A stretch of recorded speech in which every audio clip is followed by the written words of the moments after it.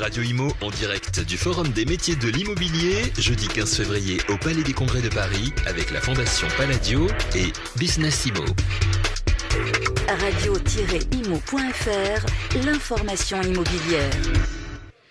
En direct du Palais des Congrès de Paris où nous sommes installés pour toute cette journée consacrée au Forum des métiers de l'immobilier. J'espère que vous passez un excellent moment. Vous allez vivre donc ce salon avec nous tout au long de cette journée. Et on attaque fort puisqu'on va parler tout de suite de métiers de l'immobilier avec Cléa Pascal qui est à mes côtés. Bonjour Cléa.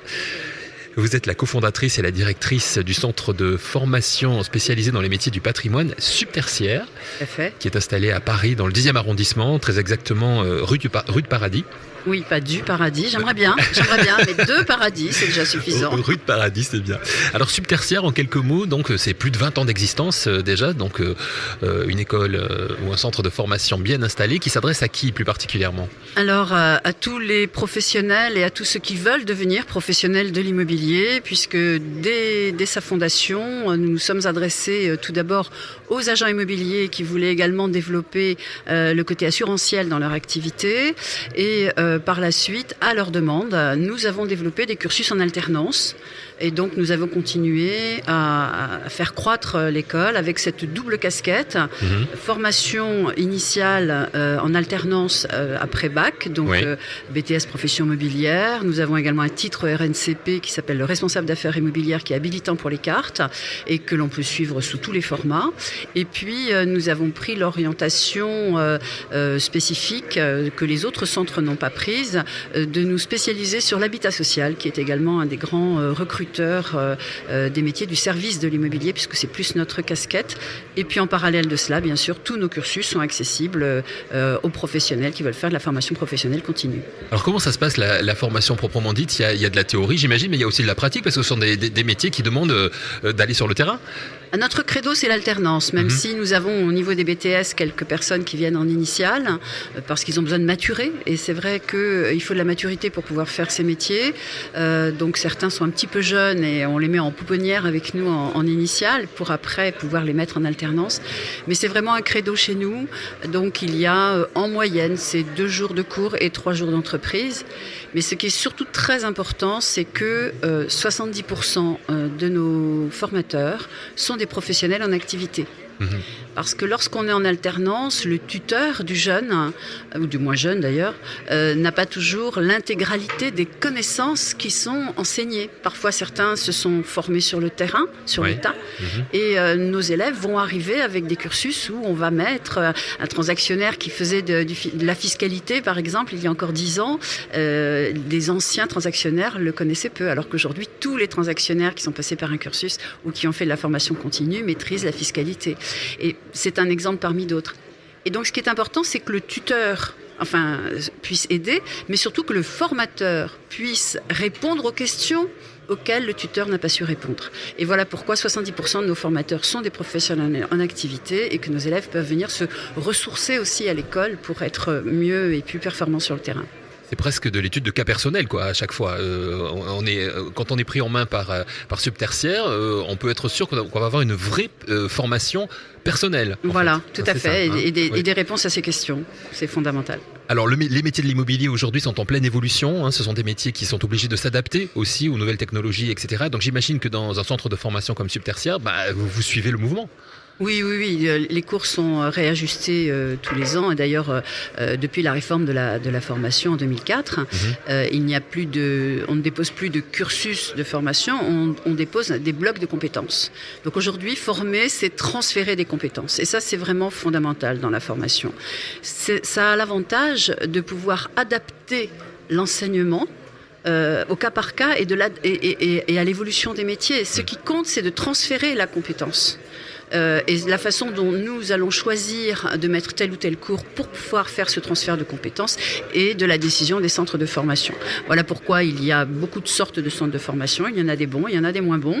Et nous sommes là depuis plus de 20 ans et nous sommes dans le top 5 des centres de formation à l'immobilier parce que justement, on a cette écoute permanente des professionnels puisque de toute façon, ces professionnels forment chez nous. Donc, on a un retour entre les tuteurs et les professionnels, on a un retour permanent des besoins du terrain. Et j'imagine que des anciens élèves aussi deviennent ensuite des formateurs. Ça ça a dû arriver dans 20 ans. Ouais. Oui, Ouais. peu, mais beaucoup deviennent tuteurs. Deviennent tuteurs. Beaucoup recrutent dans leur école. Mais alors, pour toutes les écoles, c'est comme ça. Oui, évidemment. Alors, vous développez aujourd'hui le e-learning. De quoi s'agit-il ? Depuis 2 ans, on a pris le virage du e-learning parce qu'avec la réforme de 2016, on a vu arriver l'obligation pour les agents immobiliers, avec le décret de février, de faire des formations obligatoires. Et on s'est dit qu'il fallait qu'on mette notre cursus habilitant pour les cartes, donc au RNCP niveau 2, c'est-à-dire un bac+3 reconnu. Oui. Il fallait qu'on le mette intégralement en ligne pour que les professionnels, eux, puissent venir puiser et renforcer leurs compétences puisque c'est l'objectif de cette loi et de ce décret. Et donc, depuis lors, nous avons pris ce virage il y a plus de 2 ans. Et donc, depuis le début d'année, ça s'accélère. Enfin, déjà depuis en fin d'année 2017. Mais là, avec les cartes qui vont être renouvelées au 30 juin 2018, il y a une obligation de faire 28 heures de formation à minima pour les personnes avant le 30 avril. Oui. Et beaucoup d'agents immobiliers ne savent pas encore que leur carte va expirer le 30 juin 2018. Ils commencent à recevoir le courrier de la CCI, de la Chambre de commerce et d'industrie, puisque maintenant c'est les chambres de commerce qui renouvellent les cartes. Et on a des agents immobiliers qui nous appellent en catastrophe en disant « Je croyais que ma carte était valable 10 ans, il y a marqué 2023 sur ma carte, qu'est-ce qui se passe ?» Et effectivement, toutes les cartes qui ont été délivrées jusqu'au 30 juin 2015 sont toutes caduques au 30 juin 2018. Donc il va y avoir 60 à 70% des cartes qui vont devoir être refaites. Et donc 60 à 70% de porteurs de cartes qui vont devoir faire 28 heures de formation avant le 30 avril. Donc c'est important. Et il faut se dépêcher. Et devant l'urgence, le e-learning est la solution idéale, et même après pour faire du récurrent, puisqu'après c'est 14 heures par an à vie. Voilà. Et donc ce virage, on l'a pris.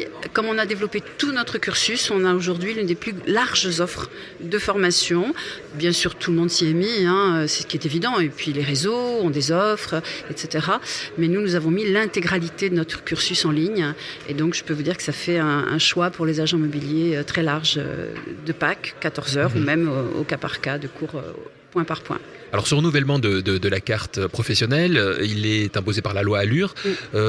Combien de temps il va falloir renouveler régulièrement ? Comment ça se passe maintenant ? À partir de maintenant, il y a une obligation de, on va dire 14 heures par an pour simplifier, mais la loi dit bien 42 heures tous les 3 ans, puisque les cartes ne sont plus valables que 3 ans.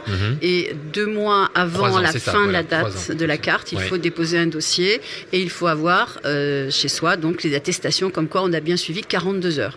Alors les personnes peuvent choisir de les faire en une seule fois ou d'étaler 14 heures par an. En même temps, c'est bien parce que ça permet de se remettre dans le bain. Je dirais c'est important finalement de ce e-learning, cet enseignement, cette mise à jour. En fait. Oui, tout à fait. Je pense que vous allez en parler toute la journée là. L'immobilier est tellement au centre des préoccupations des pouvoirs publics qu'ils nous pondent des lois tous les matins en se réveillant, en se regardant dans la glace peut-être, je ne sais pas. Mais en tous les cas, on est obligé, nous déjà, même sur les e-learning, puisqu'on a commencé à construire nos modules il y a 2 ans, dès qu'il y a une loi qui sort, on est obligé de refaire les mises à jour en permanence. Donc une grosse partie de notre activité, maintenant que le cursus est en place, bien sûr de développer les autres cursus en e-learning aussi, mais c'est surtout de pratiquer les remises à jour, ne serait-ce qu'avec les lois de finances, bien évidemment, tous les ans à minima. C'est ça. Mais toutes les lois de l'immobilier qui s'invitent maintenant dans la vie même des négociateurs, des gestionnaires immobiliers. Et la prochaine grande loi logement qui arrive là, bientôt. Voilà, avec des impacts terribles. Oui. Alors ce e-learning, comment ça marche ? Moi je suis agent immobilier, je dis bon allez je vais faire ma formation en e-learning, mais je peux le faire n'importe quand dans la journée, le soir, enfin comment ça marche ?